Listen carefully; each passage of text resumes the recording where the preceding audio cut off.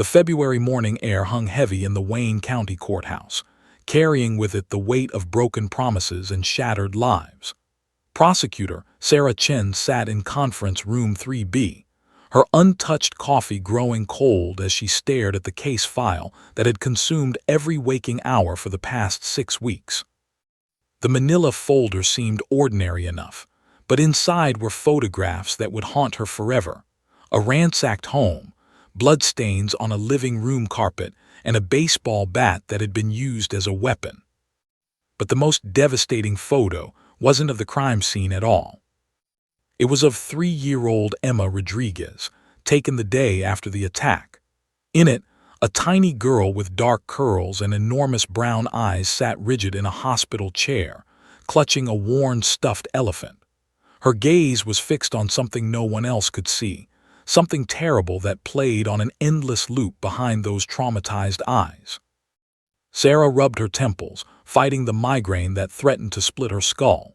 6 weeks. 6 weeks since that horrific night when David Rodriguez had surprised an intruder in his home, fought to protect his family, and ended up in intensive care with a fractured skull and broken ribs. 6 weeks since Emma had witnessed the entire attack from her hiding spot behind the living room couch. 6 weeks since she'd screamed until her voice gave out. And 6 weeks since Emma had spoken a single word. Sarah, the door cracked open and victim advocate Lisa Martinez poked her head in. Her expression said everything. They're here. Rosa just arrived with Emma. Sarah's stomach knotted. She stood, smoothing her navy suit jacket and squaring her shoulders. How is she? Lisa's eyes glistened with unshed tears. The same, completely non-responsive. Rosa tried talking to her in the car, singing her favorite songs, everything. Nothing. The child just stares. Through the interior window, Sarah could see them now. Rosa Rodriguez, a petite woman who'd aged a decade in 6 weeks, holding her daughter's hand. Emma stood like a little statue, that same elephant tucked under one arm, her free hand limp in her mother's grasp. The child's eyes were open but vacant, as if the light behind them had been extinguished. "Dear God," Sarah whispered. She'd prosecuted dozens of violent crimes, had seen the aftermath of humanity's worst impulses, but something about this small, broken child pierced through all her professional armor. "The defense is already here," Lisa said quietly. "Jameson's sharpening his knives." Sarah's jaw tightened. Thomas Jameson was one of the most aggressive defense attorneys in Detroit, known for his scorched-earth tactics and his uncanny ability to find technicalities. He'd already filed 3 motions to dismiss, each more creative than the last. But this morning's hearing was the big one, the motion to exclude Emma's testimony entirely. "Let's go," Sarah said, grabbing her briefcase. The courtroom of Judge Patricia Morrison was an imposing space. High ceilings, dark wood paneling, and an American flag that hung like a silent guardian. Judge Morrison herself was a formidable woman in her late 50s, with steel-gray hair and a reputation for running the tightest ship in Wayne County. She tolerated no nonsense, played no favorites, and had a conviction rate that made prosecutors grateful and defense attorneys nervous. But even Judge Morrison looked troubled as she surveyed the assembled parties. The defendant, Marcus "Tank" Henderson, sat at the defense table looking every bit the nightmare he was, 6'4", 240 pounds of muscle and menace, with a rap sheet that read like a catalog of violence. He wore an ill-fitting suit that did nothing to soften his appearance, and his eyes, cold, calculating, kept drifting to where Rosa sat with Emma in the gallery. Rosa instinctively pulled Emma closer. The little girl didn't react. "All rise," the bailiff called, though everyone was already standing. Judge Morrison took her seat, her gavel coming down with a sharp crack. "Be seated. We're here on the defense's motion to exclude the testimony of Emma Rodriguez, age 3, on grounds of incompetence and undue prejudice. Mr. Jameson, you may proceed." Thomas Jameson stood with theatrical flair. He was a tall, silver-haired man who wore expensive suits and a permanent expression of righteous indignation. "Your Honor, This is perhaps the most straightforward motion I've ever filed. The prosecution wishes to parade a traumatized toddler before this jury, a child who hasn't spoken in 6 weeks, who by all clinical accounts is suffering from severe PTSD, and who is utterly incapable of providing reliable testimony. He gestured toward Emma, who sat motionless beside her mother. "Look at her, Your Honor. That child is incompetent to testify. She's nonverbal, non-responsive, and any attempt to put her on the stand would be nothing short of child abuse. Moreover, it would be grotesquely prejudicial to my client. The jury would see this traumatized child and immediately assume guilt, regardless of the facts." Sarah felt her blood pressure rising, but she kept her expression neutral. This was expected. Jameson was playing to form. "Furthermore," Jameson continued, warming to his theme, "there's the question of reliability. Even if the child could speak, she's 3 years old. 3. Children that age have vivid imaginations. They confuse dreams with reality. They're highly susceptible to suggestion and—" "Mr. Jameson," Judge Morrison interrupted, her tone sharp. "I've read your brief. Unless you have new arguments, let's move on. Ms. Chen, your response." Sarah stood, her heart hammering. This was it, the moment that would determine whether justice had any chance at all. "Your Honor, the defense is correct about one thing. Emma Rodriguez is deeply traumatized. She witnessed a violent assault on her father, an attack so brutal that David Rodriguez spent 2 weeks in a medically induced coma. But trauma doesn't equal incompetence, and silence doesn't equal unreliability." She opened her briefcase and pulled out a folder. "I have evaluations from 2 child psychologists and a trauma specialist. All 3 agree that Emma has the cognitive capacity to testify. She understands the difference between truth and lies. She remembers the events of that night with painful clarity. The problem isn't her mind, Your Honor. It's her ability to access her voice in the face of overwhelming fear." "Then she can't testify," Jameson interjected. "Case closed." "I'm not finished, Mr. Jameson," Sarah said icily. She turned back to Judge Morrison. "Your Honor, I'd like to request something that's been successfully implemented in over 30 states across this country. I'd like permission to bring in a courthouse facility dog, a specially trained animal who can help Emma feel safe enough to speak." The courtroom erupted. Jameson shot to his feet. "Objection, Your Honor, this is outrageous. A dog. In a court of law, this is nothing but a sympathy play, a calculated attempt to—" Judge Morrison's gavel cracked like thunder. "Mr. Jameson, sit down. Ms. Chen, approach." Sarah walked to the bench, her pulse racing. Judge Morrison leaned forward, her voice low but intense. "Counselor, I've been on this bench for 22 years, and I've never allowed an animal in my courtroom. You're asking me to set a precedent that could be challenged all the way to the state Supreme Court. Give me one good reason why I should even consider this." Sarah met the judge's eyes steadily. "Because without it, a violent criminal walks free, and a little girl never gets her voice back. That's 2 injustices for the price of 1, Your Honor. And because the law is supposed to adapt to serve justice, not hide behind tradition when innovation offers a path forward." Judge Morrison studied her for a long moment. Then she looked past Sarah to where Emma sat, a small, silent ghost of a child. "All right," the judge said finally. "I'll allow a preliminary evaluation. Bring in your dog, Ms. Chen. Let's see if this little girl responds. But I'm making no promises about trial. Understood?" "Understood, Your Honor, thank you." As Sarah returned to her table, she pulled out her phone and sent a text message to Officer Marcus Webb. "We're on. Bring valor." 20 minutes later, everything would change. Officer Marcus Webb received Sarah Chen's text message while sitting in his patrol car outside the courthouse. Valor's warm body pressed against his leg in the passenger seat. The golden retriever had sensed the importance of today. He always did. Dogs like Valor operated on a frequency most humans couldn't comprehend, reading emotions and energy with an accuracy that bordered on supernatural. "All right, buddy," Marcus said softly, scratching behind Valor's ears. "This is it. We've got a little girl in there who needs us." Valor's tail thumped once against the seat, his dark eyes alert and intelligent.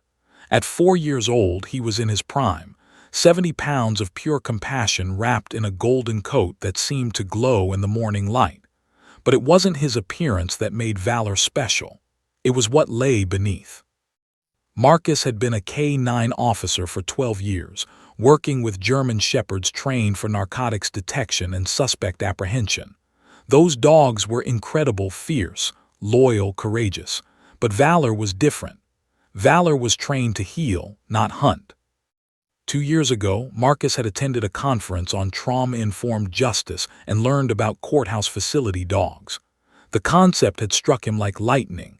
Dogs specially trained to provide emotional support to witnesses during the legal process, particularly children and abuse survivors. Within a month, Marcus had applied to the Courthouse Dogs Foundation and been accepted. 6 months after that, he'd been paired with Valor. The match had been perfect from day one. Marcus clipped on Valor's official vest, royal blue with Courthouse Facility Dog emblazoned in white letters, and gathered the documentation folder. Every appearance required paperwork, certifications, proof of vaccinations, training records. The legal system didn't run on faith. It ran on documentation. "Let's go change a life," Marcus said.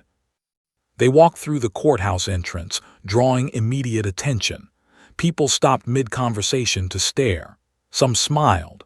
Others looked confused. One elderly woman clutched her purse tighter as if Valor might be interested in stealing it. Marcus was used to the reactions. In a building designed around order, authority, and human suffering, a golden retriever seemed almost absurdly out of place, like finding a sunflower growing in concrete. But that was exactly the point. Sarah met them outside the courtroom, her expression tight with stress and hope in equal measure. "Marcus, thank God. We've got maybe one shot at this. Judge Morrison is skeptical, the defense is hostile, and the little girl," she trailed off, her professional composure cracking slightly. "She's just so broken." "Tell me about her," Marcus said as they walked down the corridor. Valor padded silently beside him, his movements controlled and purposeful. Emma Rodriguez, 3 years old, witnessed her father being beaten nearly to death 6 weeks ago. She was hiding behind the couch during the entire attack, heard everything, saw everything. Since that night, she hasn't spoken a single word, won't make eye contact, barely eats, just sits and stares. Marcus nodded, his jaw tight. He'd heard variations of this story dozens of times, but it never got easier. And the father? Alive, thankfully, still recovering. Multiple skull fractures, broken ribs, internal bleeding. He'll testify if we get to trial, but his memory of the attack is fragmented. Emma is our only witness who can place the defendant in the house. They reached the conference room where the preliminary evaluation would take place. Through the window, Marcus could see them. A woman who must be Rosa Rodriguez, her face etched with exhaustion and desperate hope, and beside her, a tiny figure that made his heart clench. Emma Rodriguez looked impossibly small. She wore a purple dress with white flowers, and her dark curls were pulled back with a headband. In her arms, she clutched a gray stuffed elephant that had clearly seen better days. One ear was torn, the fabric worn thin from countless hours of anxious holding. But it was her eyes that struck Marcus most. They were open but unseeing, focused on some internal horror that played out behind them. He'd seen that look before, in combat veterans, abuse survivors, people who'd witnessed things that fundamentally broke their understanding of the world as a safe place. On a 3-year-old, it was devastating. "Your Honor," Sarah was saying as they entered the courtroom, "this is Officer Marcus Webb and Courthouse Facility Dog Valor." Judge Patricia Morrison looked up from her paperwork, her expression shifting from judicial sternness to undisguised surprise. That's a very large dog, Officer Webb." Marcus smiled slightly. "Yes, ma'am. Golden retrievers are typically 55 to 75 pounds. Valor is on the larger end at 70 pounds. But I assure you, his size is part of his effectiveness. He provides what we call deep pressure therapy. His weight and warmth can have a calming effect on trauma survivors. Thomas Jameson, the defense attorney, stood abruptly. Your Honor, I must object in the strongest possible terms. This is a blatant attempt to manipulate the court through emotional appeal. Dogs have no place in legal proceedings. This sets a dangerous precedent that— Mr. Jameson, Judge Morrison interrupted, her tone brooking no argument. I've already allowed this preliminary evaluation. If you can't control yourself, you can wait outside. Jameson's face flushed red, but he sat down, his jaw working furiously. Judge Morrison turned her attention back to Marcus. Officer Webb, I've reviewed the materials Ms. Chen provided, but I'd like to hear directly from you. What exactly is a courthouse facility dog, and how is this animal trained? Marcus had given this explanation countless times, but he never rushed it. Every word mattered. Your Honor, courthouse facility dogs are professionally trained service animals specifically prepared to work with the legal system. Valor completed over 130 hours of specialized training covering everything from basic obedience to complex behavioral responses. He gestured to Valor, who sat perfectly still at his side, eyes forward, the picture of discipline. He's trained to remain calm in high-stress environments, to read human body language and emotional states, and to provide comfort without being intrusive. He doesn't approach anyone unless invited. He doesn't bark, jump, or exhibit any disruptive behaviors. He's essentially invisible until he's needed. And what happens when he's needed? The judge asked, leaning forward with interest. He provides what we call grounding. When someone is experiencing trauma responses, panic attacks, dissociation, flashbacks, Valor can help bring them back to the present moment. Sometimes that's through physical contact, sometimes through his presence alone. For children especially, dogs represent unconditional safety. They don't judge, don't have complicated motives, don't lie. To a traumatized child, that can mean everything. Marcus pulled out his documentation folder. I have case studies from 32 states where facility dogs have been successfully used in legal proceedings. New York, Washington, California, Arizona. The precedent is well established. In every case, the dog's presence allowed witnesses to testify who otherwise couldn't have participated in the justice system. Judge Morrison flipped through the papers, her expression thoughtful. Sarah held her breath. The research is compelling, the judge admitted. But theory and practice are different things. Can this dog actually help Emma Rodriguez? That's what we're here to find out, Your Honor, Marcus said. But I can tell you this. I've worked with 17 child witnesses over the past 2 years. 16 of them were able to testify with Valor's support. Children who couldn't speak, couldn't make eye contact, couldn't function in the courtroom environment. Valor gave them their voices back. And the 17th child, Jameson interjected smugly. Marcus met his eyes steadily. Didn't need him. Turned out the presence of a dog was enough to make her feel safe, but she testified without physical contact. That's the goal, Mr. Jameson. Not dependence, but empowerment. Judge Morrison closed the folder and looked at the defense attorney. Mr. Jameson, your objections are noted for the record. However, I'm going to allow Officer Webb and Valor to meet with Emma Rodriguez. This is an evaluation only. I'm making no commitments about trial testimony. We'll reconvene in 1 hour.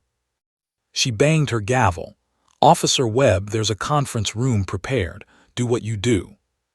Marcus nodded, his heart rate picking up slightly. This was always the moment of truth, when all the training, all the preparation, came down to a single encounter between a traumatized person and a dog who dedicated his life to healing. Come on, Valor, he said quietly. Time to go to work. As they walked toward the conference room where Emma waited, Marcus sent up a silent prayer, something he did before every case. Not for success, necessarily, but for wisdom, for patience, for the ability to help one more broken soul find their way back to the light.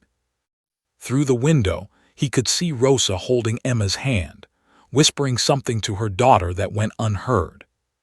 Marcus took a breath and opened the door. Everything was about to change. Conference Room 3B had been hastily rearranged for what everyone hoped would be a miracle.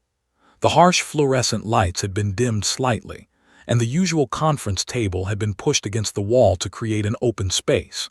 Someone had brought in a child-sized chair with a pink cushion, and there were coloring books stacked on a side table, props that sat unused, gathering dust like forgotten dreams.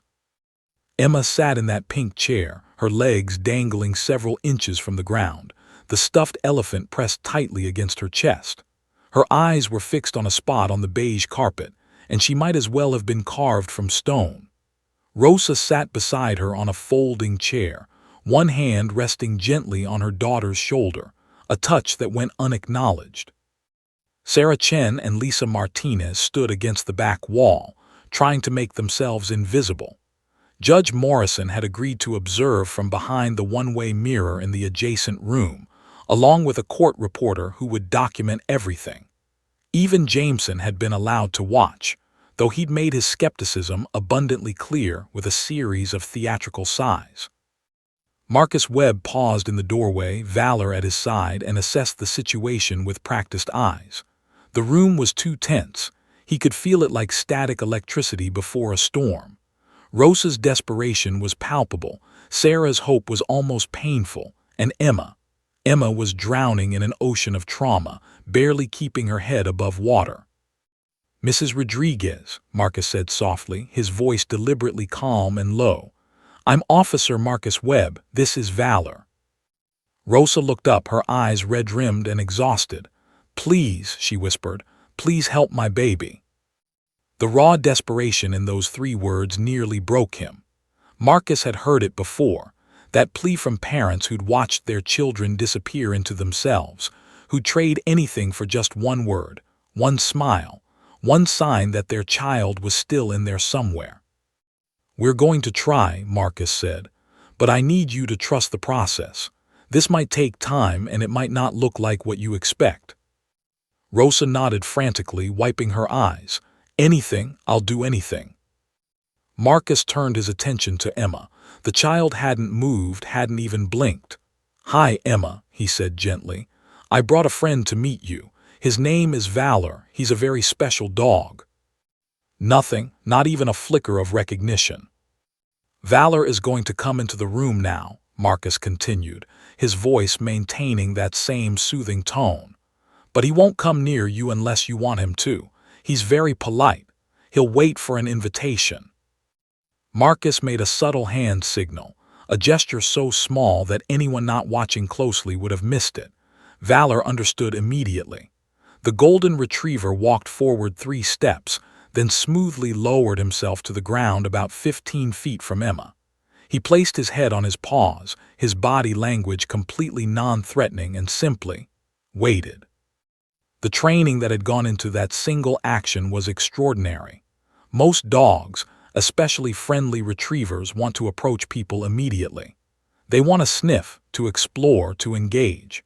But Valor had been taught that sometimes the greatest gift you can give someone is respectful distance, the space to choose connection rather than having it forced upon them. "Good boy," Marcus murmured, though it was barely a whisper. 5 minutes passed, then 10. The silence in the room was suffocating. Sarah shifted her weight from foot to foot, anxiety radiating from her like heat. Lisa checked her watch, then caught herself and tried to look patient. Rosa's hand tightened on Emma's shoulder. "Mija," she whispered, "look, there's a doggy, a nice doggy." Emma didn't respond. Her eyes remained fixed on that spot on the carpet, her small body rigid. Marcus lowered himself to sit cross-legged on the floor about 6 feet from Valor, making himself less imposing. "Valor loves meeting new friends," he said conversationally, as if Emma were fully engaged. "He's 4 years old and his favorite things are tennis balls and peanut butter. Well, peanut butter dog treats. He's not allowed to have people food, even though he gives me the saddest puppy eyes you've ever seen." Still nothing from Emma, but Marcus wasn't discouraged. He'd learned that breakthrough rarely happened on human schedules. "Sometimes," Marcus continued, his voice soft and rhythmic, "when people are sad or scared, Valor seems to know. He has this special ability to understand feelings. It's like he can see into your heart and know exactly what you need." 15 minutes, 20. Rosa's eyes were streaming with silent tears. Sarah exchanged worried glances with Lisa. From behind the mirror, Judge Morrison was undoubtedly beginning to question whether this had been a waste of time. And then it happened. So subtle that Marcus almost missed it, Emma's eyes moved. Not her head, just her eyes. They shifted from that spot on the carpet and darted quickly to Valor before returning to their fixed position. Marcus's heart rate kicked up, but he kept his expression neutral, his body language unchanged. "That's okay, Emma," he said softly. "You can look at him. He doesn't mind. He's very patient." Another minute passed. This time, Emma's eyes moved again and stayed on Valor for 3 full seconds. The golden retriever's ears perked forward slightly, but he maintained his position, his head on his paws. His tail, however, gave one gentle thump against the carpet. That tail wag, that tiny gesture of acknowledgement, was critical. It told Emma, "I see you. I'm here for you when you're ready." Emma's fingers twitched against the elephant's worn fabric. Her breathing, which had been shallow and rapid, seemed to slow slightly. "He's a very handsome dog, isn't he?" Marcus said. "That golden color is why they're called golden retrievers. When the sun hits his fur just right, he almost glows." Emma blinked once, twice. Her head moved just a fraction of an inch, turning slightly toward Valor. Rosa gasped softly, her hand flying to her mouth. Sarah grabbed Lisa's arm, squeezing tight. "It's okay to be scared," Marcus continued, his voice barely above a whisper now. "Valor understands scared. Sometimes people he meets have been hurt and they're not sure if they can trust anyone anymore. But Valor doesn't judge, he just waits. He's very good at waiting." Another 2 minutes crawled by. Then Emma's head turned fully, and for the first time in 6 weeks, she looked directly at something with genuine focus. Her dark eyes, so vacant before, suddenly had a spark of curiosity, of life. Valor met her gaze steadily, his own eyes soft and warm. In the animal behavior world, direct eye contact between a dog and a human can be threatening. But Valor's training taught him the difference between a threatening stare and a gentle acknowledgement.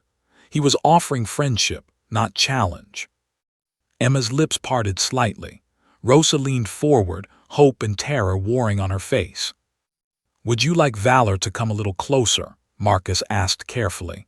"He will if you want him to, or he can stay right where he is. It's completely up to you, Emma. You're in control here." The concept of control was crucial for trauma survivors. Emma's world had been violently disrupted by an attack she couldn't prevent, couldn't stop, couldn't escape. Giving her control now, even over something as simple as a dog's movements, was therapeutic in itself. Emma's hand slowly lifted from the elephant. Her fingers extended, trembling in the air, reaching toward Valor even though he was still 10 feet away. Marcus made another subtle hand signal. Valor rose slowly, so slowly it seemed like slow-motion video. He took 2 careful steps forward, then lowered himself again, now about 6 feet from Emma. The little girl's hand was still extended, still trembling. Her eyes never left Valor's face. "You're doing great, Emma," Marcus said. "So brave." Valor army crawled forward, his belly against the carpet, moving with such gentle precision that he seemed more like a cloud drifting than an animal moving. 2 feet, then 1 foot. Emma's breathing quickened, but she didn't pull back. Her hand remained extended, fingers splayed. And then contact. Emma's small hand touched Valor's head, her fingers sinking into his soft, warm fur. The moment her skin made contact, her entire body seemed to shudder. A sob broke from her throat, the first sound she'd made in 6 weeks besides breathing. Valor held perfectly still, letting her touch him, feel him, ground herself in his physical presence. His tail wagged slowly, gently. Emma's other hand released the elephant, and it tumbled to the floor. Both her hands were now buried in Valor's fur, and she was crying, really crying, deep, shaking sobs that seemed to come from her very soul. Rosa collapsed to her knees beside her daughter, tears streaming down her face. "Oh, Mija, me amor." And then Emma spoke. Her voice was hoarse and scratchy from disuse, but the word was clear: "Doggy." The room exploded with emotion. Sarah turned away, pressing her hand over her mouth to muffle her sobs. Lisa was crying openly. From behind the mirror, even Judge Morrison's composure cracked. The court reporter would later note that the judge had to pause the proceedings to compose herself. But Marcus kept his focus on Emma. This was her moment, and he wouldn't steal it with adult celebration. "Yes," he said softly, "this is Valor. He's very happy to meet you, Emma." Emma leaned forward, pressing her face into Valor's neck, her small body shaking with sobs. And the dog, this incredible, trained, compassionate animal, gently lowered his head onto her lap and simply held space for her grief. "The scary man," Emma whispered into Valor's fur. "The scary man hurt my daddy." The room went absolutely still. After 6 weeks of silence, after countless therapy sessions and medical evaluations and desperate pleas, a golden retriever had unlocked what everyone else couldn't reach. Emma Rodriguez had found her voice. Time seemed to bend in conference room 3B. What happened over the next hour would be talked about in the Wayne County legal community for years to come. A story that prosecutors would share with rookie attorneys, that victim advocates would reference in training sessions, that defense attorneys would grudgingly acknowledge changed their understanding of trauma testimony. Emma Rodriguez, who hadn't spoken in 42 days, couldn't stop talking. At first, her words came in broken whispers, each one seemingly painful to extract, like pulling shards of glass from a wound. Her face remained buried in Valor's fur, her small hands gripping him like a lifeline in a storm-tossed sea. "The scary man," she whispered again. "He broke the window. The loud sound waked me up." Rosa's hand covered her mouth, stifling a sob. Marcus remained perfectly still, barely breathing, afraid that any movement might shatter this fragile moment. Sarah Chen had moved closer, her phone recording with permission from Judge Morrison, capturing every precious word. "What happened after you woke up, Emma?" Marcus asked gently, his voice barely audible. Emma's fingers tightened in Valor's fur. The dog didn't flinch, didn't move. He simply absorbed her anxiety like a sponge, his warm body pressed against her legs. "Daddy yelled," Emma continued, her voice cracking. "He said, 'Rosa, call 911, real loud. I was scared. I went to the stairs, but Mommy said hide. She was crying. She said hide, Mija, hide right now.'" The detail in her account was stunning. Child development experts often questioned whether 3-year-olds could provide reliable testimony. But Emma was proving that trauma had a way of burning moments into memory with devastating clarity. "Where did you hide, sweetheart?" Marcus asked. "Behind the couch, the big couch in the living room. I could see through the crack." Emma lifted her head slightly from Valor's neck, her eyes distant, seeing that night play out again. "The scary man had a stick, a baseball stick. Daddy tried to push him away, but... Her breathing accelerated. Rosa reached out, then hesitated, not wanting to interrupt the breakthrough. Valor sensed the rising panic immediately. Without any verbal command from Marcus, the dog shifted his position. He moved his head from Emma's lap and gently pressed his body against her legs, providing what his training called deep pressure therapy. The weight and warmth of his 70-pound body against her created a physical anchor to the present moment. Emma's breathing slowed. Her hands found Valor's fur again. "The scary man hit Daddy," she whispered. "Hit him and hit him. There was red, Lots of red on Daddy's head. Daddy fell down and didn't get up. Mommy was screaming. She was on the phone screaming, and the scary man looked at her and said bad words. Very bad words that I'm not allowed to say. You're being so brave, Emma, Marcus said softly. So brave. Did the scary man see you? Emma nodded and fresh tears spilled down her cheeks. He looked right at me, right at the couch. His eyes were. They were mean eyes, like monster eyes. I thought he was going to hit me too. But then we heard sirens, police sirens, and he said another bad word and ran away, out the back door. Rosa could no longer contain herself. She dropped to the floor beside her daughter, wrapping her arms around Emma while being careful not to displace Valor. Oh baby, oh my sweet baby, you were so brave, Mija. I was scared, Mommy, Emma sobbed. I was so scared. And Daddy had so much red and he wasn't moving, and I thought he was dead like the goldfish. The specificity of that comparison, the goldfish, was heartbreaking. A 3-year-old's understanding of death came from small losses, from pets and butterflies. She'd applied that framework to her father lying in a pool of blood. Daddy's not dead, sweetheart, Rosa whispered fiercely. Daddy's alive. He's getting better. He asks about you every day. Sarah Chen exchanged glances with Lisa Martinez. This was extraordinary, not just that Emma was speaking, but the level of detail she was providing. Eye contact with the perpetrator, the weapon description, the timeline of events, the defendant's awareness of police arrival. This was solid, prosecutable testimony. But Sarah's prosecutor instincts were already calculating the next problem. Would Emma be able to repeat this in a courtroom? In front of strangers, lawyers, a jury, and most terrifying of all, in front of the man who'd haunted her nightmares for 6 weeks. Marcus seemed to read her thoughts. Emma, he said carefully, you're doing such an amazing job talking about that scary night. I know it's really hard, but can I ask you something? Emma nodded against Valor's fur. Would you feel safe talking about this if Valor was with you, even in a bigger room with more people? Emma's body tensed immediately. No, she whispered. Too many people, they'll look at me. What if Valor could be right next to you? Marcus continued. Right where you could touch him just like now. Would that help you feel braver? Emma was quiet for a long moment, her small face pressed against Valor's golden coat. The dog's tail wagged gently, encouragingly. Will the scary man be there? Emma asked, her voice dropping to barely a whisper. The question hung in the air like a grenade with the pin pulled. This was the crux of the entire issue. The confrontation clause of the Sixth Amendment guaranteed defendants the right to face their accusers.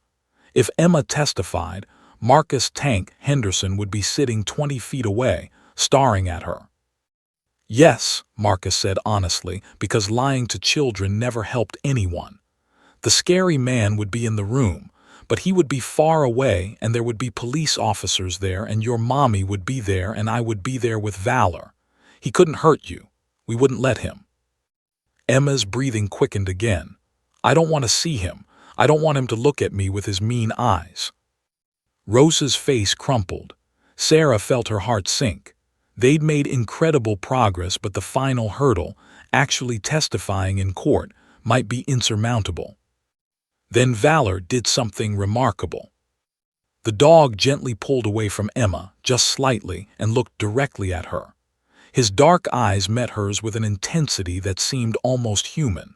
Then he moved forward and very deliberately placed his head on her lap, looking up at her with an expression that somehow communicated, I've got you. I won't let anything happen to you. Emma stared down at him, her small hand moving to rest on his head. Valor would be with you the whole time, Marcus said softly. He wouldn't leave your side, and if you got scared, you could hold on to him just like now. He's very good at helping people be brave when they need to be. Will he really stay with me? Emma asked, her voice small and hopeful. I promise, Marcus said. If the judge says yes, Valor will be right there beside you. You won't be alone. Emma looked at her mother, then back at Valor. The dog's tail continued its gentle wave, his eyes steady and reassuring. "Okay," Emma whispered. "If Valor is there, okay." The room seemed to exhale collectively. Rosa pulled Emma into a tight embrace, tears streaming freely. Sarah had to turn away, overwhelmed by the enormity of what had just happened. But Lisa Martinez, ever practical, voiced the question everyone was thinking. What if the judge says no? What if she doesn't allow Valor in the courtroom? The answer came from an unexpected source. Behind the one-way mirror, Judge Patricia Morrison had been watching the entire interaction. She pressed the intercom button, her voice filling the conference room. "Officer Webb, Ms. Chen, I'd like to see you both in my chambers, immediately." Marcus and Sarah exchanged glances. The judge's tone was unreadable. It could mean anything. As they stood to leave, Emma looked up suddenly, panic flashing across her face. "Where's Valor going?" "He'll be right outside the door," Marcus assured her.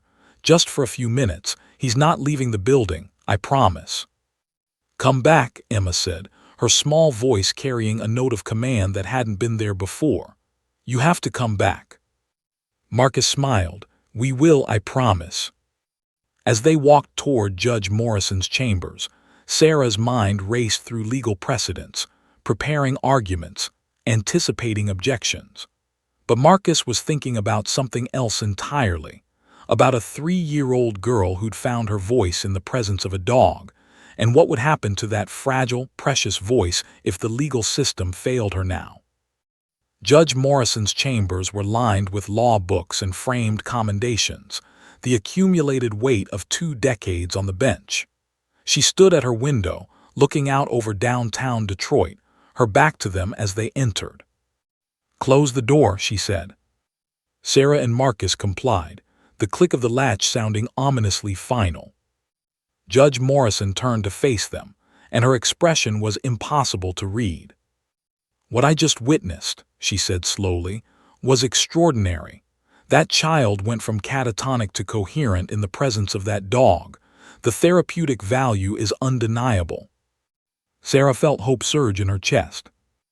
"However," the judge continued, and that single word crushed the hope like a hammer, "allowing an animal in my courtroom during testimony opens up avenues for appeal that could overturn any conviction. Mr. Jameson will argue prejudice. He'll claim the dog manipulates jury sympathies, and frankly, he might be right." "Your Honor," Sarah began. Judge Morrison held up her hand. "I'm not finished.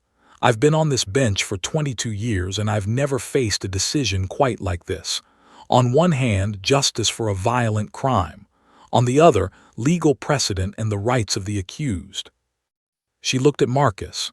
"Officer Webb, I need you to be completely honest with me. Can that child testify without your dog?" Marcus met her gaze steadily. "No, Your Honor, I don't believe she can." The judge nodded slowly. "That's what I thought, which means I have to decide. Do I prioritize legal tradition or do I adapt the law to serve justice for a traumatized 3-year-old?" She walked to her desk and picked up a legal brief, tapping it against her palm. "This is going to be appealed," she said. "Win or lose, this case is going to the state Supreme Court. I'm going to be cited in law journals and criticized in legal blogs. My decision today will affect cases across Michigan for years to come." Sarah held her breath.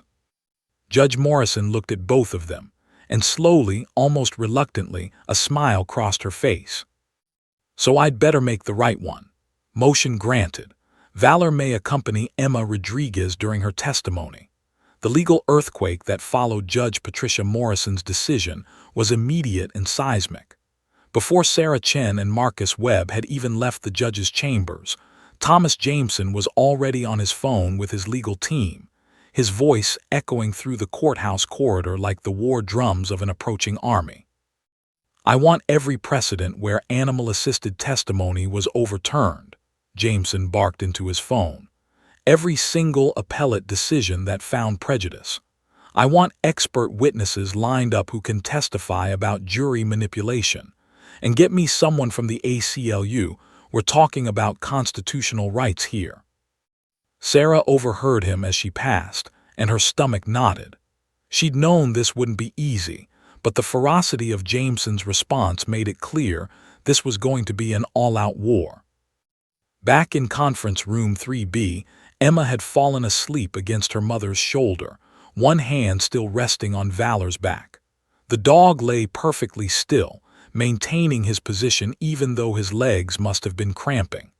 Rosa looked up as Marcus entered, her eyes red but hopeful. "What happened?" she whispered. "What did the judge say?" "She said yes," Marcus replied, and Rosa's face crumpled with relief.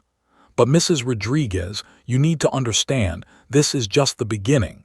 The defense is going to fight this with everything they have." "I don't care," Rosa said fiercely, her hand tightening on Emma's shoulder. "Let them fight. My baby has her voice back, that's all that matters." But over the next 72 hours, it became clear that the battle ahead would test everyone's resolve. Jameson filed an emergency motion for reconsideration, supported by a 40-page brief that cited every dog-related legal challenge from the past 20 years. He brought in Dr. Harold Pemberton, a clinical psychologist from Boston University, who'd made a career of testifying about the prejudicial nature of sympathy-inducing courtroom props. The hearing 3 days later was packed. Media outlets had caught wind of the story. 3-year-old to testify with therapy dog made headlines across Michigan. Court TV sent a crew. The Detroit Free Press ran a front-page article with a photo of Valor that made Sarah's phone explode with messages.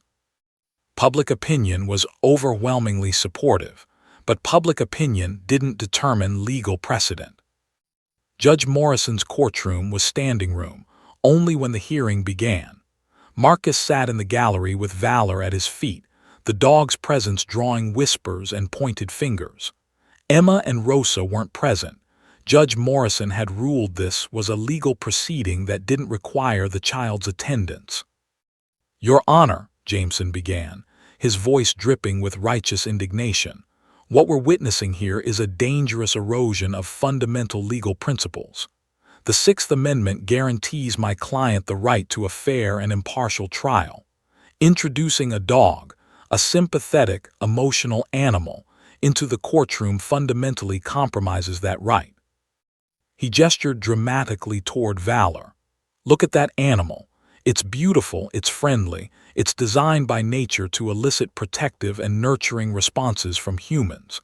Now imagine that dog sitting beside a crying 3-year-old while my client sits at the defense table. What message does that send to the jury?" Dr. Pemberton took the stand, his credentials impressive, his demeanor professorial.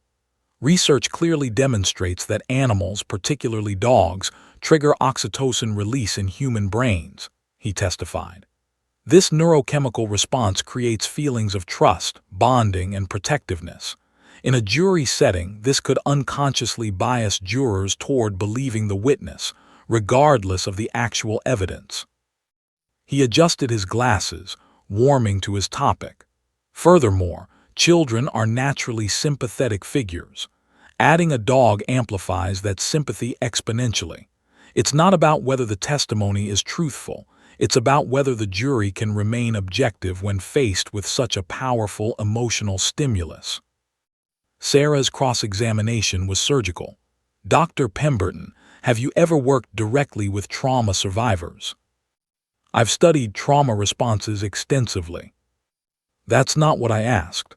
Have you personally treated a child with PTSD?" Pemberton shifted uncomfortably. "My work is primarily research-focused." "So that's a no." Sarah pulled out a folder. "Are you familiar with the study published in the Journal of Trauma Psychology by Dr. Ellen Martinez regarding courthouse facility dogs and witness competency?" "I've seen it referenced." The study followed 127 child witnesses over 5 years. It found that children testifying with facility dog support provided more detailed, more consistent testimony than those without support. The dogs didn't make children lie, they made them brave enough to tell the truth. Isn't that correct? The methodology of that study has been questioned. By you, Dr. Pemberton, in an editorial you were paid to write by a defense attorney organization. Sarah let that hang in the air. No further questions. The hearing stretched over 2 days. Sarah called her own experts, Dr. Jennifer Walsh, a child psychologist who specialized in trauma testimony, Officer David Chen from Seattle, who'd worked with facility dogs for 6 years, and most powerfully, 12-year-old Katie Brennan, who'd testified in an abuse case 3 years earlier with a facility dog named Murphy. Katie took the stand with remarkable poise, her blonde hair pulled back in a ponytail, her voice steady. "I was 9 when I had to testify against my stepfather," she said. "I was so scared I couldn't breathe. The prosecutor kept asking me questions and I knew the answers, but I couldn't make my mouth work. I felt like I was drowning." "What happened when Murphy arrived?" Sarah asked gently. Katie's face softened. "Everything changed. He sat next to me and I could put my hand on his back and suddenly I could breathe again. He didn't judge me. He didn't think I was weak or stupid. He just was there, and that made me strong enough to tell the truth." "Did Murphy make you say things that weren't true?" "No," Katie looked almost offended. "He made me brave enough to say things that were true, things I was too scared to say before." Jameson's cross-examination was brutal. "Isn't it true, Katie, that your testimony was coached, that you met with prosecutors multiple times before trial?" "They prepared me for what to expect," Katie replied calmly. "That's not the same as coaching." "And this dog, Murphy, wasn't he specifically chosen because he'd elicit sympathy from the jury?" Katie looked Jameson directly in the eye. "Murphy was chosen because he saved my life. Without him, my stepfather would have walked free and kept hurting me. But sure, if you want to worry about sympathy instead of justice, that's your choice." The courtroom rippled with reaction. Judge Morrison's gavel cracked. "Order." But Jameson wasn't finished. He introduced affidavits from defense attorneys in 3 states where convictions had been overturned due to facility dog presence. He cited a law review article arguing that courtroom dogs violated the confrontation clause. He brought in a jury consultant who testified that dogs could unconsciously prejudice deliberations. The pressure on Judge Morrison was immense. Legal scholars from the University of Michigan submitted an amicus brief warning about unintended consequences. The State Bar Association issued a statement calling for careful consideration of constitutional implications. On the other side, victims' rights organizations rallied. The Michigan Coalition Against Domestic and Sexual Violence held a press conference. Child advocacy centers across the state submitted letters of support. A petition with 47,000 signatures was delivered to the courthouse. Through it all, Marcus sat quietly with valor, the dog perfectly calm despite the chaos swirling around him. People stopped them constantly, in hallways, on courthouse steps, in the parking garage. "Is that the dog?" they'd ask, "the one helping the little girl?" And Marcus would nod, and they'd want to pet Valor to take photos, to share their own stories of trauma and healing. One woman, probably in her 60s, approached with tears in her eyes. "I was assaulted 40 years ago," she whispered. "I never testified because I was too scared. I wish I'd had a dog like this. Maybe I could have been brave enough." Sarah spent 18-hour days preparing for trial, regardless of the motion outcome. She reviewed Emma's statement frame by frame, consulted with child development experts, rehearsed direct examination until she could do it in her sleep. But late at night, alone in her office, doubt crept in. What if the judge reversed her decision? What if the legal pressure was too much? What if they lost not just this case, but set a precedent that prevented facility dogs from ever being used again? On the 4th day, Judge Morrison called everyone back to court. The courtroom was silent as she took her seat, her expression grave. "I've spent the past 72 hours reviewing case law, consulting with colleagues, and wrestling with my conscience," she began. "This decision will define my career, one way or another." Sarah gripped the table edge. Marcus's hand rested on Valor's head. "The defense has raised legitimate constitutional concerns. The possibility of prejudice is real. The potential for appeal is significant." Judge Morrison paused, her gaze sweeping the courtroom. "However, I am also bound by another principle, the principle that justice must be accessible to all, including a traumatized 3-year-old who watched her father nearly beaten to death." Jameson's jaw clenched. "The defense argues that Valor's presence is prejudicial. I disagree. Valor is a medical accommodation, no different than allowing a wheelchair for someone who cannot walk or a sign language interpreter for someone who cannot hear. Emma Rodriguez cannot testify without support. Valor provides that support." Judge Morrison leaned forward, her voice steel. "Furthermore, I will issue explicit jury instructions explaining Valor's purpose. I will ensure the dog remains as unobtrusive as possible, and I will not allow this child to be denied justice because of legal technicalities." She picked up her gavel. "The motion for reconsideration is denied. This case will proceed to trial. Mr. Jameson, you may file whatever appeals you wish, but in my courtroom that dog stays." The gavel fell like thunder. Sarah exhaled, relief flooding through her. Marcus looked down at Valor and whispered, "We're going to trial, buddy. Time to help Emma tell her story." The dog's tail wagged once, purposefully. The battle was far from over, but they'd won the first war. The morning of the trial arrived with cruel indifference, sunny, mild, the kind of perfect spring day that seemed to mock the darkness about to unfold inside Wayne County Courthouse. Sarah Chen arrived at 6:00 a.m., 2 hours before anyone else, needing the silence to gather herself. She tried over 200 cases in her career, but none had ever felt like this. This one mattered in a way that transcended conviction rates and career advancement. This was about a 3-year-old girl who'd found her voice, and whether the justice system would protect it or crush it. By 7:30 a.m., the media circus had assembled. News vans lined the street, satellite dishes pointed skyward like flowers seeking sun. Reporters practiced their stand-ups. In an unprecedented legal moment, a 3-year-old witness.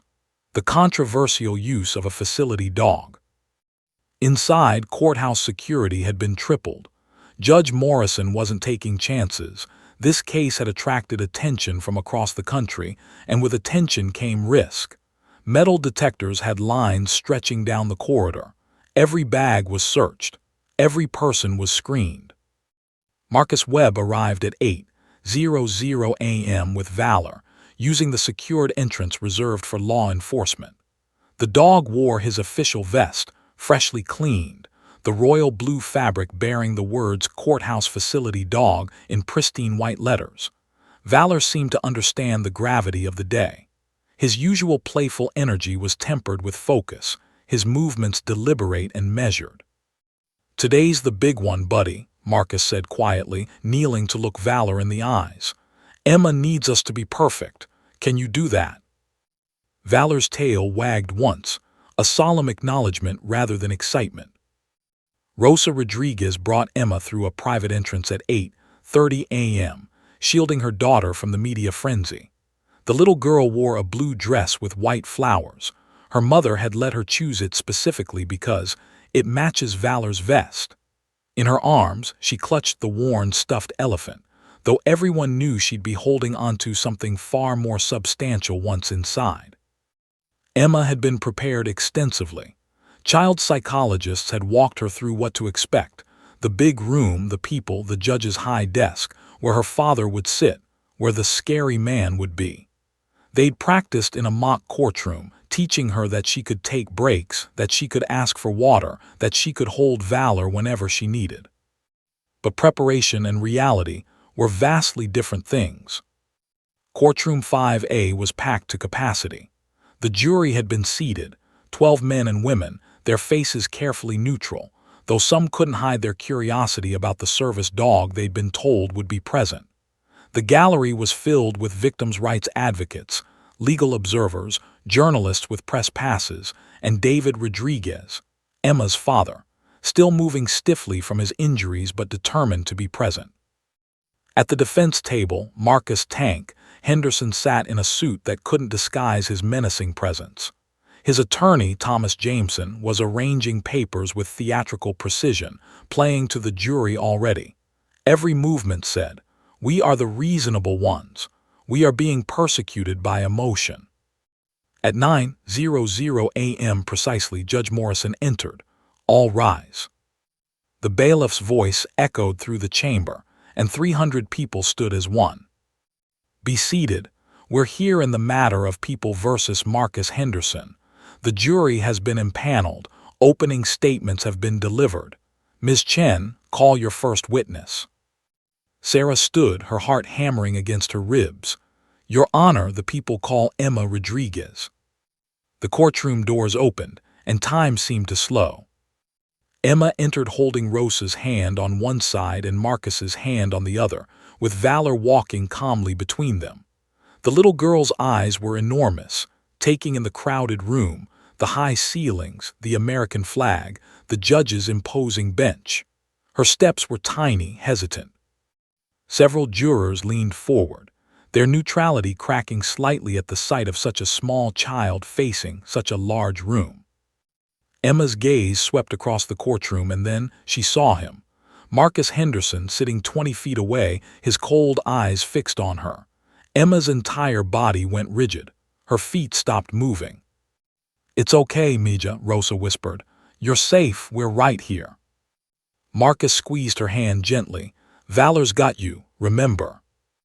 Emma looked down at the golden retriever who gazed up at her with those steady, gentle eyes. The dog's tail wagged once. "I'm here. You can do this." Emma took a breath and started walking again. The witness stand had been modified for a child. A booster seat provided elevation, and the microphone had been lowered. But most importantly, space had been cleared beside the chair for Valor to lie down, positioned so Emma could reach him, but the jury's view of the dog would be minimal. "Please state your name for the record," Sarah said gently once Emma was seated.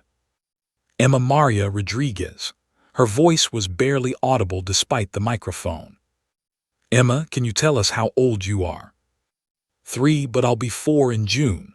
Her hand dropped down to rest on Valor's back. The contact seemed to ground her. "And do you know why you're here today?" Emma nodded. "To talk about the scary night, when the bad man hurt my daddy."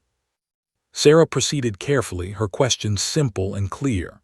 Emma's testimony came in fits and starts, sometimes flowing, sometimes halting when memories became too sharp. She described the sound of breaking glass, her father's shouts, hiding behind the couch, the baseball bat, the blood.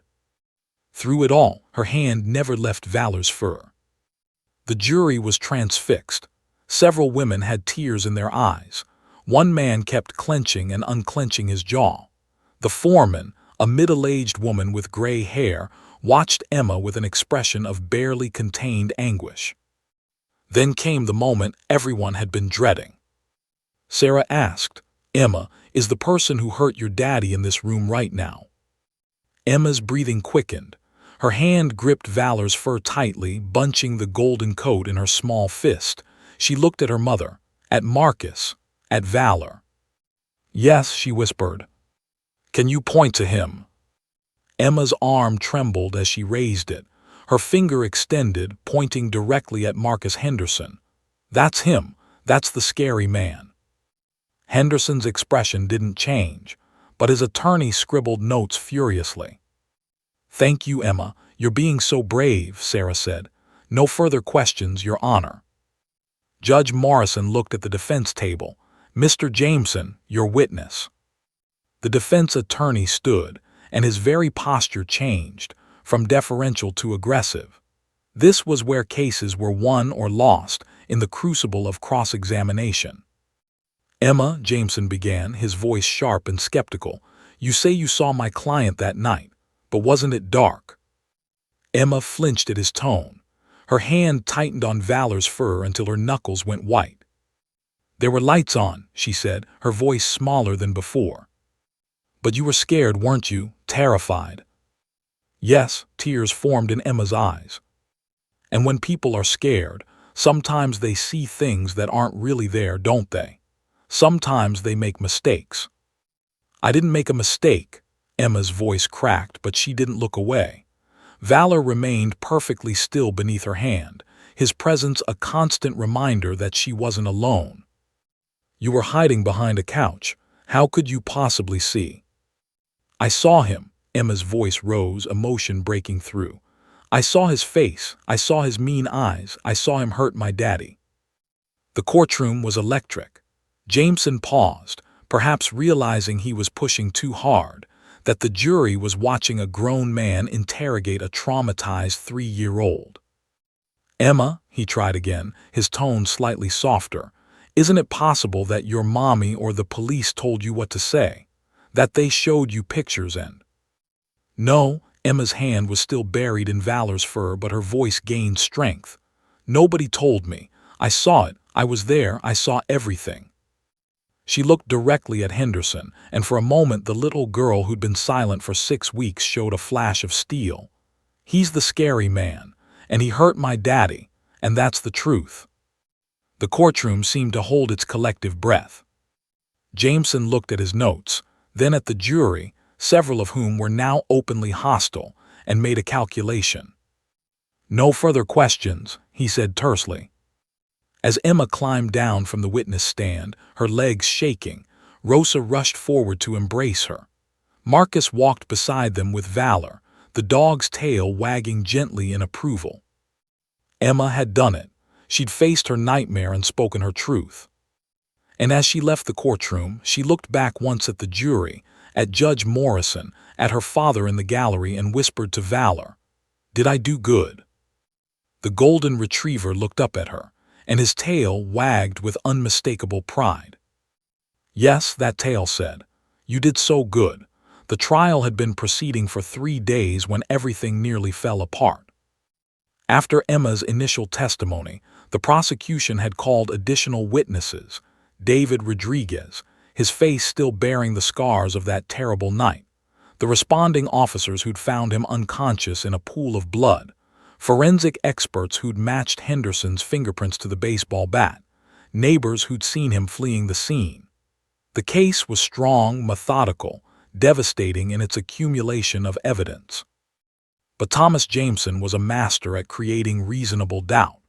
He'd planted seeds throughout, questioning the chain of custody, suggesting the fingerprints could have been transferred, pointing out that David's memory of the attack was fragmented. And most dangerously, he'd been chipping away at Emma's credibility, suggesting in his opening that a 3-year-old's testimony was inherently unreliable, that the trauma had distorted her memories, that she'd been coached.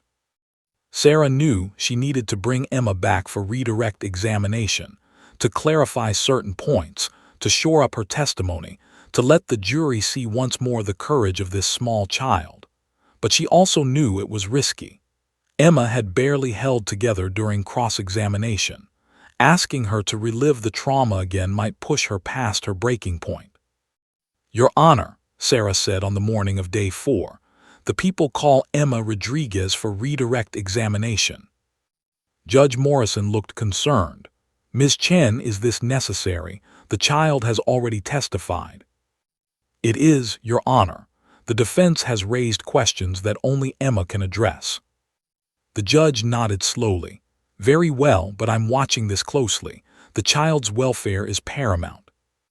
Once again, Emma entered the courtroom, this time more hesitant than before. The previous testimony had cost her.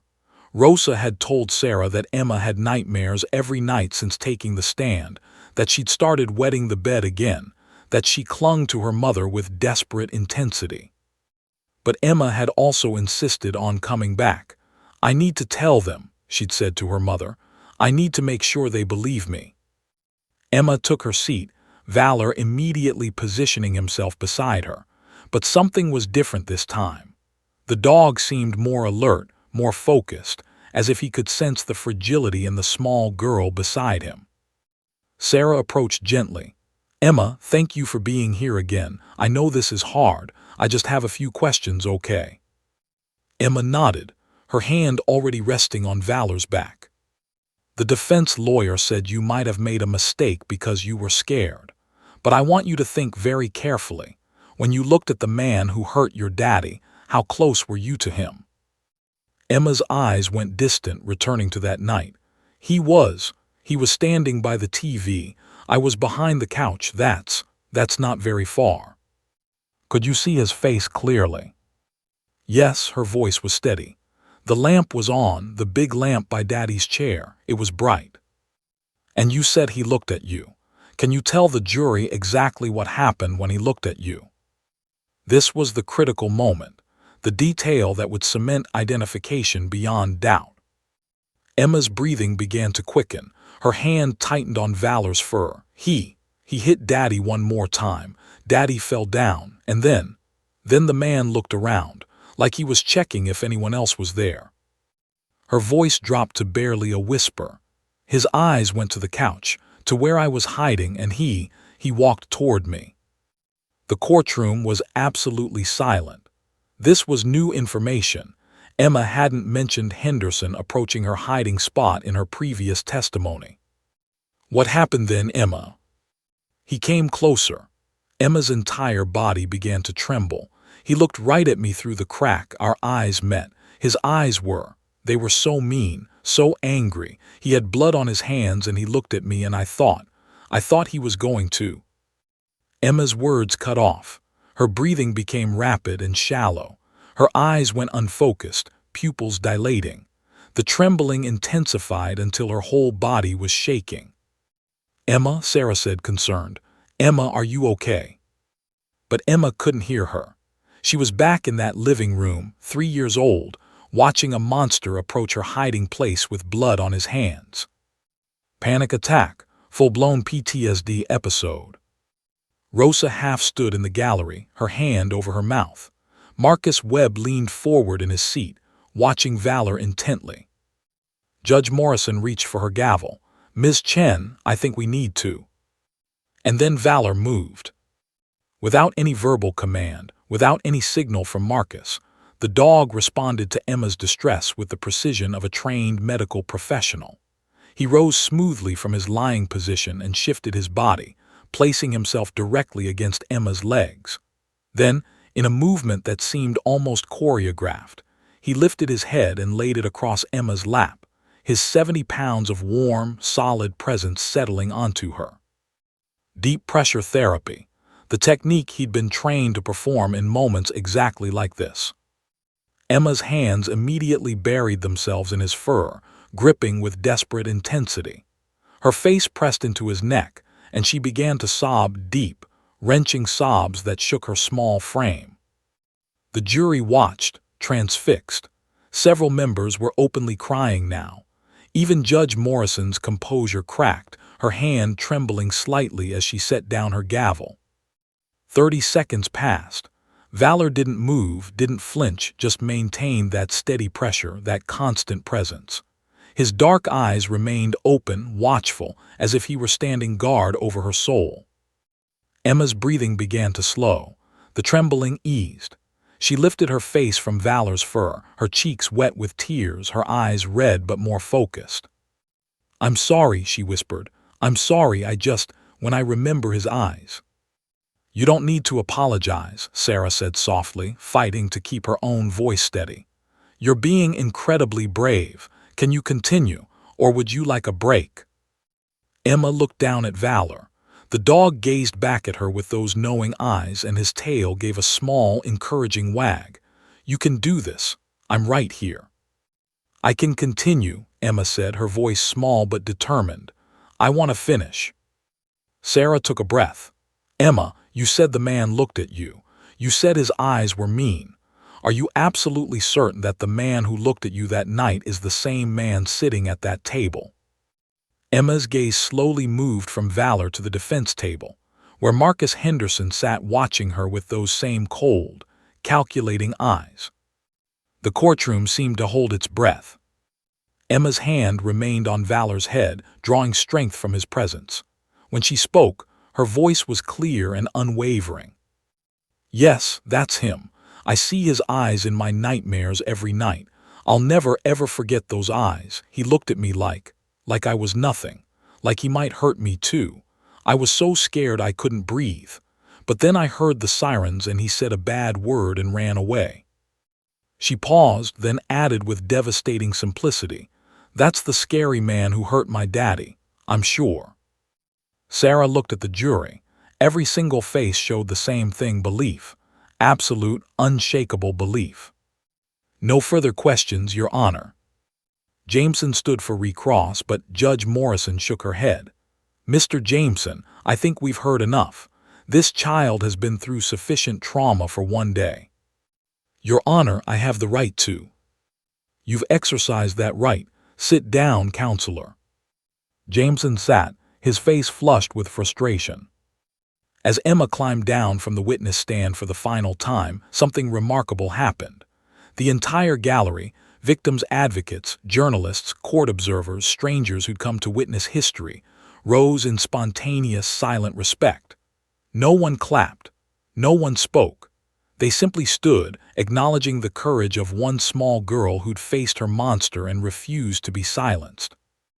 Emma walked out of the courtroom with Valor beside her, and this time her head was held a little higher.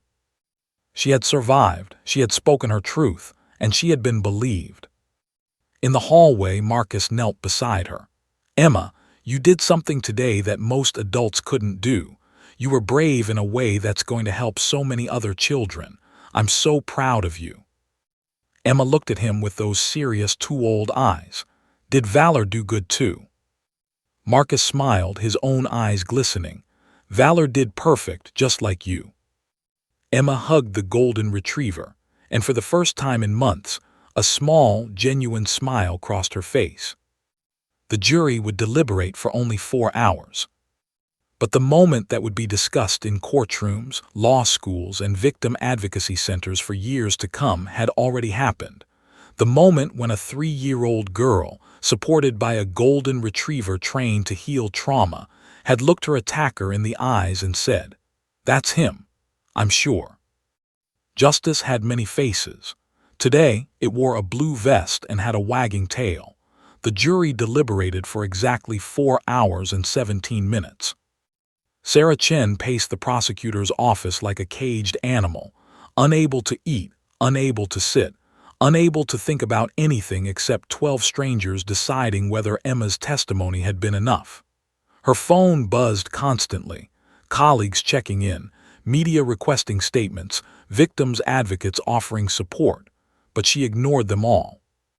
Marcus Webb sat in the courthouse cafeteria with Valor at his feet, nursing cold coffee and watching the clock. Other officers stopped by to pat the dog, to ask about the case, to share their own stories of children they'd encountered in their careers. Everyone seemed to understand this case was different. This case mattered. Rosa kept Emma home, away from the courthouse, away from the media circus. They spent the afternoon in Emma's room, reading picture books and pretending everything was normal, even though Rosa's phone sat on the nightstand like a loaded gun, waiting to deliver news that would change their lives forever. At 3:47 p.m. the call came. The jury had reached a verdict. Sarah's hands shook as she gathered her files. Marcus clipped Valor's vest on, though the dog wouldn't be in the courtroom for the verdict. He'd become such a symbol of the case that Marcus felt his presence nearby was important. Rosa made the agonizing decision to leave Emma with her sister and come to court alone. Some moments were too heavy for 3-year-old shoulders, no matter how brave those shoulders had proven to be. By 4:15 p.m., Courtroom 5A was packed beyond capacity. Judge Morrison had allowed extra seating, and still people stood along the walls. The media section was overflowing. David Rodriguez sat in the front row, his hand clasped tightly in his wife's, both of them pale and trembling. Marcus "Tank" Henderson was led in by bailiffs, his expression neutral but his hands clenched into fists. Thomas Jameson sat beside him, his usual theatrical confidence dimmed. He knew what was coming. They all knew. All rise, the bailiff called as Judge Morrison entered. The rustle of 300 people standing sounded like wind through trees. Be seated. Judge Morrison's voice was steady, but her eyes betrayed the emotion of the moment. Ladies and gentlemen of the jury, have you reached a verdict? The forewoman stood Margaret Chen, a 53-year-old accountant and mother of two. We have, Your Honor. Please hand the verdict form to the bailiff. The piece of paper passed from hand to hand seemed to carry the weight of the world. Judge Morrison read it silently, her expression unchanging, then handed it back. The defendant will rise. Henderson stood, his attorney beside him. For the first time since the trial began, the massive man looked uncertain, small even. In the matter of People versus Marcus Henderson, on the count of assault with intent to commit murder, how do you find? Margaret Chen's voice rang clear and strong. We find the defendant guilty. The courtroom erupted. Rosa collapsed against her husband, sobbing.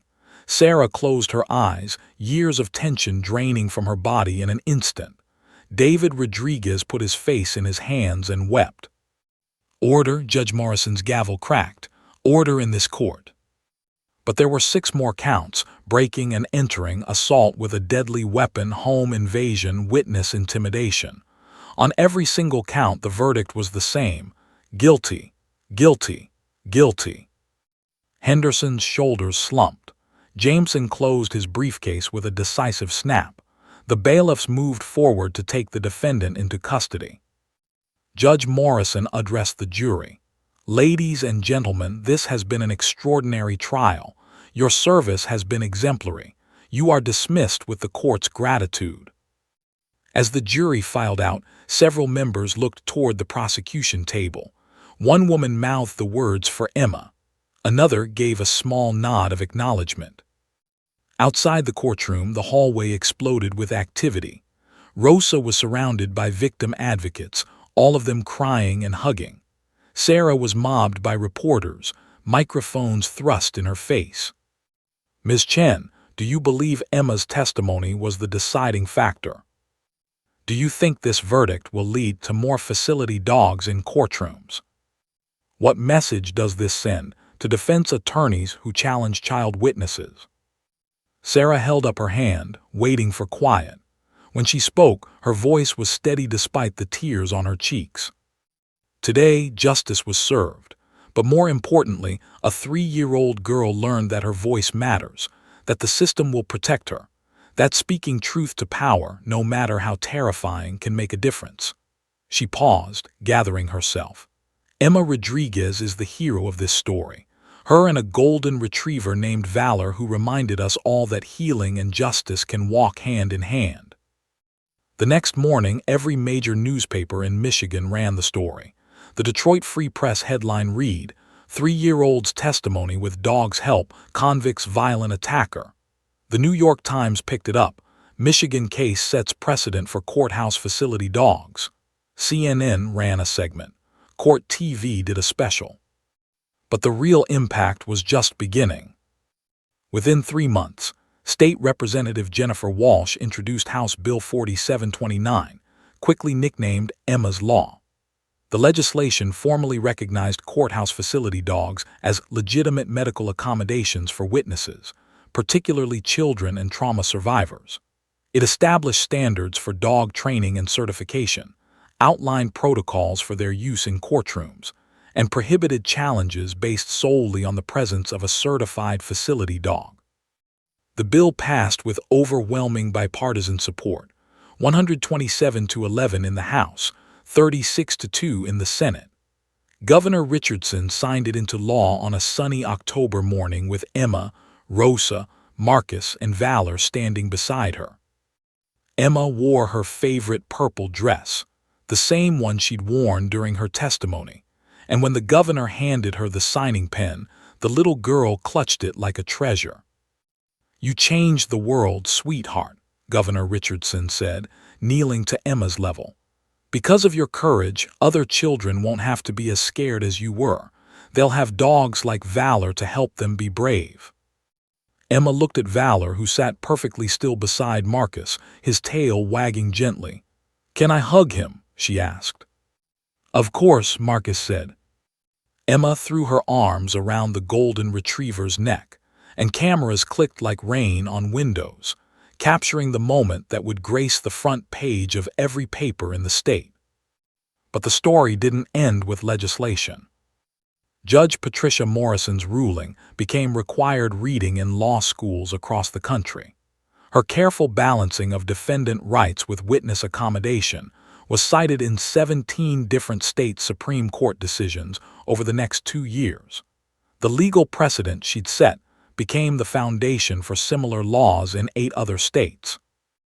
Marcus and Valor continued their work, their caseload tripling after Emma's trial. Over the next year, they assisted 23 witnesses, children, abuse survivors, people with developmental disabilities, giving voice to those who thought they'd been silenced forever. Marcus received the Michigan Law Enforcement Officer of the Year award. Valor got a special commendation and a new toy collection that filled an entire closet. Thomas Jameson, surprisingly, became an unlikely ally. He wrote an article for the Michigan Bar Journal acknowledging that he'd been wrong, that facility dogs could coexist with fair trial rights, that sometimes the law needed to adapt to serve justice rather than tradition. It was the most shared legal article of the year. But the most important transformation happened in a small house in Detroit, where Emma Rodriguez slowly healed. 6 months after the trial, Rosa called Sarah with news that made the prosecutor cry. "She slept through the night," Rosa said, her voice breaking with joy.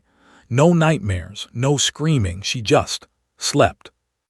The therapy continued, of course. Trauma doesn't vanish with a verdict, but Emma laughed more, played more, started preschool and made friends. And she talked about Valor constantly, the dog who'd been there when she needed him most. On Emma's 4th birthday, her family did something they'd been planning for months. They went to the local animal shelter and adopted a golden retriever puppy, 8 weeks old, all floppy ears and oversized paws and boundless puppy energy. "What should we name him?" David asked, watching his daughter roll on the floor with the wiggling puppy. Emma didn't hesitate. "Hero," she said. "We should name him Hero because that's what Valor was for me, a hero." And so Hero joined the Rodriguez family, growing up alongside Emma, a constant reminder that even in the darkest moments, there is hope. That courage can come in unexpected forms. That sometimes the greatest strength comes not from being unafraid, but from facing fear with a friend beside you. Marcus brought Valor to visit every few months. Emma would squeal with delight, throwing herself at the golden retriever who'd saved her, and Valor would wag his entire body with joy, remembering the small girl who'd been so broken and was now so beautifully whole. On one visit, Emma asked Marcus a question. "Will Valor help more kids like me?" "Yes," Marcus said. "That's his job, to help people be brave when they need to be." Emma nodded seriously, then hugged Valor tight. "Thank you for helping me be brave," she whispered into his fur. "I was so scared, but you showed me I could do it." Valor licked her face, and his tail wagged with the knowledge that his purpose, his entire existence, had meaning beyond measure. 3 years later, Emma Rodriguez would start 1st grade, a happy, healthy, well-adjusted child. She'd still have hard days, still have moments when the memories surfaced, but she'd also have proof that she was stronger than her trauma, that her voice mattered, that justice was possible. And whenever she felt scared, she'd look at Hero sleeping at the foot of her bed, and she'd remember a golden retriever named Valor who taught her the most important lesson of all. You're never alone if you have love beside you. The courtroom had been calm that day, months ago, until a 3-year-old girl looked at a K9. And in that look, that single moment of connection between a broken child and a healing dog, everything changed. Not just for Emma, not just for one case, but for countless children who would come after her, who would find their voices with the help of dogs trained to turn fear into courage, silence into testimony, trauma into justice. Sarah kept that photograph on her desk, Emma hugging Valor on the courthouse steps, finally smiling, finally free. Beside it, she'd added a second photo, Emma's law being signed, a little girl in a purple dress holding a pen, changing the world one wag at a time. Justice, it turned out, had 4 paws and a heart of gold. And it all began the moment a 3-year-old girl looked at a K9 and found hope staring back. The end.